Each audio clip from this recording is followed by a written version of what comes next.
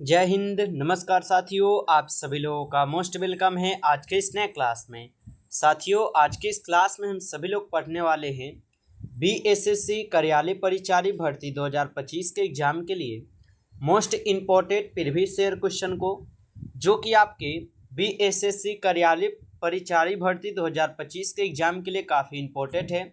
तो आप सभी लोग जो इस क्लास को बिल्कुल अच्छी तरीके से लास्ट तक देखिएगा, जिससे कि आप जो इन सभी क्वेश्चन को अच्छे से याद कर पाएंगे और आप सभी लोग अपने एग्जाम में सभी क्वेश्चन को आसानी तरीके से बना पाएंगे।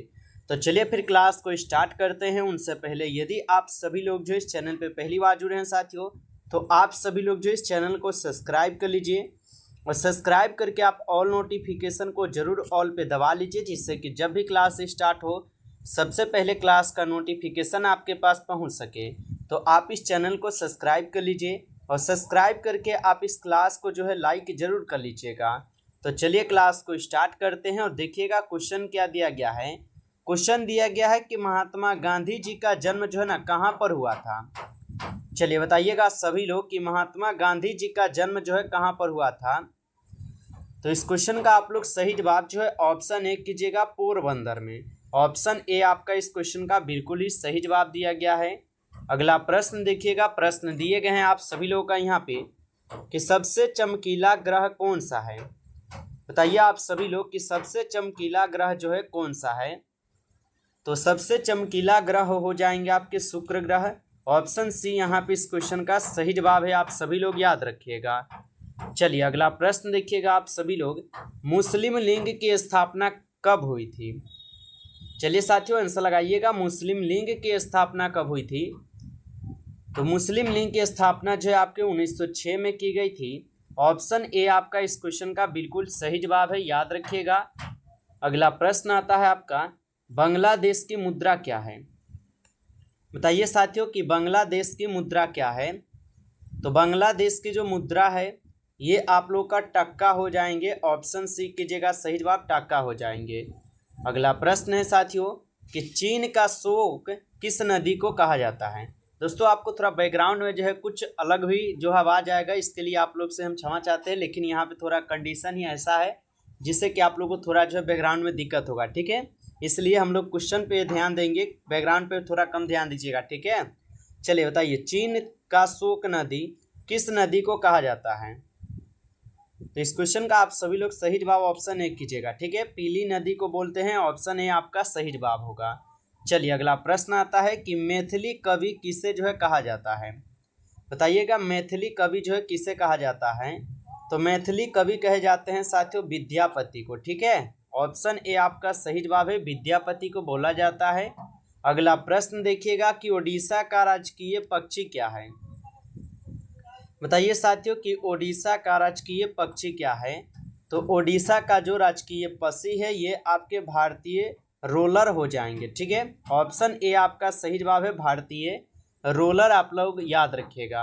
अगला प्रश्न यहाँ पे आता है कि ब्रह्म समाज के संस्थापक कौन थे।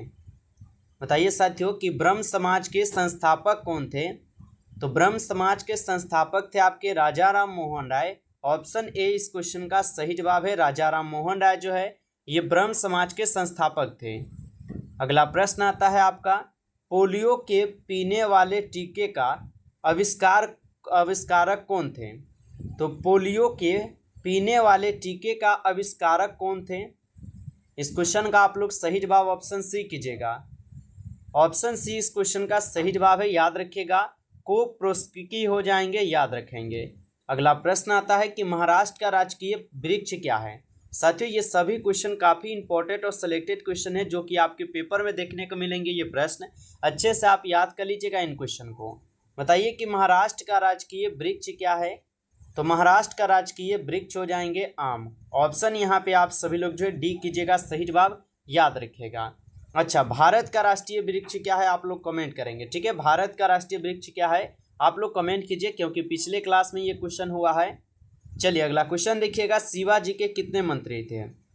बताइए साथियों शिवाजी के कितने मंत्री थे। तो शिवाजी के जो है कुल यहाँ पे कितने मंत्री थे। तो शिवाजी के कुल 8 मंत्री थे, ठीक है। याद रखिएगा आप सभी लोग, शिवाजी के जो है यहाँ पे कुल 8 मंत्री थे, आप सभी लोग याद रखिएगा। अगला प्रश्न आपका आता है यहाँ पे कि भारत में कौन सी भाषा सर्वाधिक बोली जाती है। बताइए साथियों कि भारत में कौन सी भाषा जो है सर्वाधिक बोली जाती है।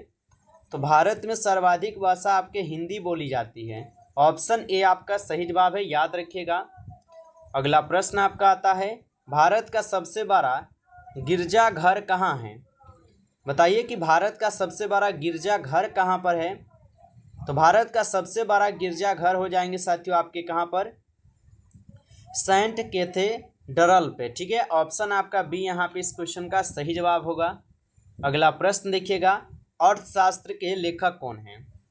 बताइए साथियों कि अर्थशास्त्र के लेखक कौन हो जाएंगे। तो अर्थशास्त्र के लेखक हो जाएंगे चाणक्य, जिसको आप लोग कौटिल्य भी बोलते हैं। ऑप्शन ए आपका सही जवाब है, याद रखेंगे। चाणक्य जो है ये अर्थशास्त्र के लेखक हैं। अगला प्रश्न आता है कि मिशन इंद्रधनुष किससे संबंधित है। बताइए साथियों कि मिशन इंद्रधनुष किससे संबंधित है। तो मिशन इंद्रधनुष हो जाएंगे किससे संबंधित, तो ये आपके टीकाकरण से है। ऑप्शन ए कीजिएगा सही जवाब, टीकाकरण से। अगला प्रश्न आता है भाभा परमाणु अनुसंधान की स्थापना कब की गई थी। तो भाभा परमाणु अनुसंधान की स्थापना कब की गई थी। तो याद रखिएगा कि भाभा परमाणु अनुसंधान की स्थापना 1954 में की गई थी। 1954 यहाँ पे आप लोग का सही जवाब है, याद रखेंगे। चलिए अगला प्रश्न देखिएगा कि अशोक किसका उत्तराधिकारी था। साथियों अभी तक आप जो इस क्लास को लाइक नहीं किए हैं तो पहले आप इस क्लास को एक बार ज़्यादा से ज़्यादा लाइक कर लीजिए, और चैनल पे पहली बार यदि आप जुड़े हैं तो आप इस चैनल को सब्सक्राइब करके और ऑल नोटिफिकेशन को आप ऑल पे दबा लीजिए, क्योंकि साथियों यहाँ पे जो आपको क्लास करवाई जा रही है ये BSSC कार्यालय परिचारी भर्ती 2025 एग्जाम के लिए कराए जा रहे हैं, जो कि आपकी परीक्षाओं के लिए इम्पोर्टेंट है। तो यदि आप भी इसमें फॉर्म डाले हैं और अपनी तैयारी करना चाहते हैं तो आप जरूर चैनल को सब्सक्राइब करके जुड़ जाइएगा साथियों। बताइए कि अशोक किसका उत्तराधिकारी था।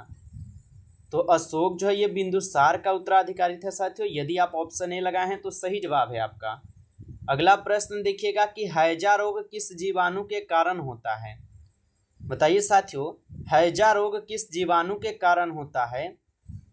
तो हैजा रोग जो है ये किसके कारण होते हैं, विक्रियो कोलेरा के कारण होते हैं। ठीक है, विक्रियो कोलेरा के कारण जो ये हैजा रोग होते हैं, आप लोग याद रखेंगे।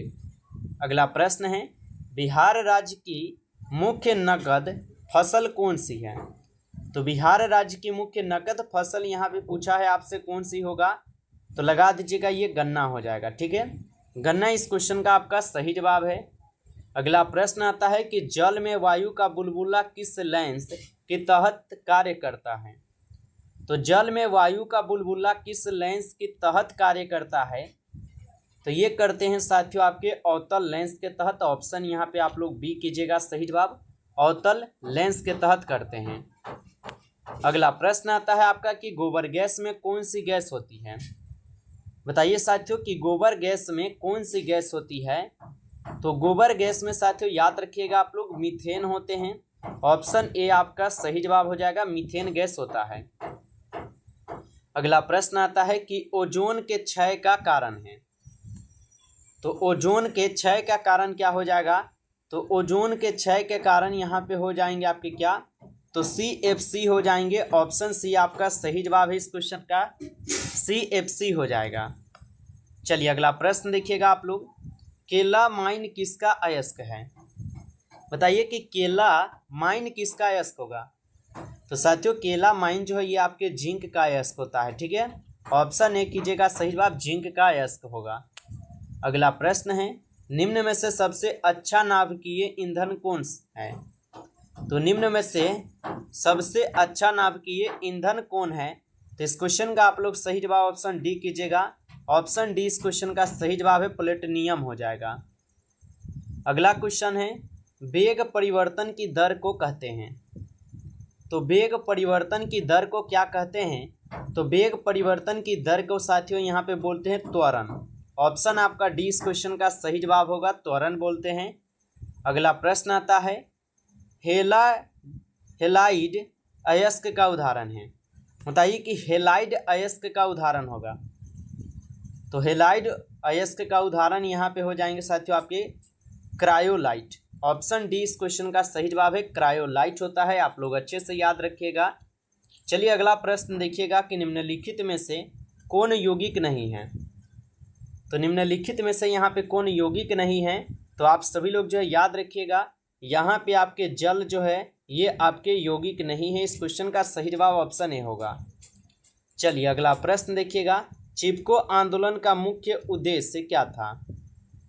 तो चिपको आंदोलन का मुख्य उद्देश्य क्या था, तो चिपको आंदोलन का मुख्य उद्देश्य हो जाएंगे साथियों आपके वृक्ष को बचाना। ठीक है, ऑप्शन ए को आप सही जवाब कीजिएगा, वृक्ष को बचाना। अगला प्रश्न आता है कि ताप बढ़ने से चालक का प्रतिरोध डैश होता है, बढ़ता है, घटता है, बढ़ता घटता नहीं है, या इनमें से कोई नहीं होगा। तो ताप बढ़ने से चालक का प्रतिरोध क्या होता है, तो ये बढ़ता है। ठीक है, ऑप्शन ए लगाए हैं आप, तो बिल्कुल सही जवाब है, बढ़ता है। चलिए अगला प्रश्न देखिए, हिटलर किसका जो प्रवर्तक था। बताइए कि हिटलर किसका प्रवर्तक था। तो याद रखिएगा हिटलर जो है ये नाजीवाद का प्रवर्तक था। ऑप्शन ए इस क्वेश्चन का सही जवाब है, नाजीवाद का प्रवर्तक था। नमस्कार साथियों, इस क्लास में जो कुल आपके 60 तक क्वेश्चन थे, जो काफ़ी इंपॉर्टेंट और सिलेक्टेड क्वेश्चन थे आपके एग्जाम के लिए।